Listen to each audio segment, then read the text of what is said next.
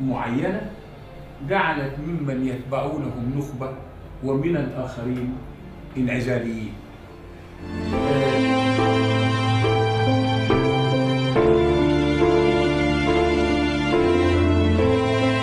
يعني خد دلوقتي لو اتضربوا ما عندناش الا السلفيين، لو الاثنين اتضربوا كلنا هنروح السجن.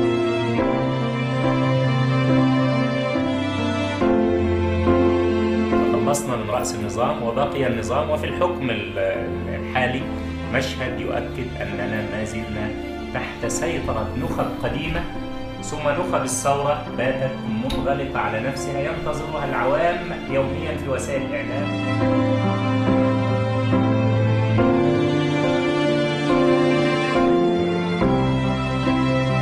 النخبة دي هي قيادات المجتمع اللي بتمتلك حاجة من ثلاثة: إما إنها بتمتلك علم أكاديمي أبحاث، أو إنها بتمتلك خبرة، أو إنها بتمتلك دين.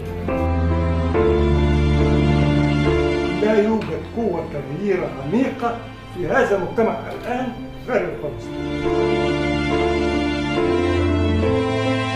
أنا أعتقد إنه الميدان هو عينة من الجماهير، هو الناس بتقول، وعينة كمان من الجماهير من الشباب خاصة اللي هو حمل الشرارة الأولى في ثورة 25.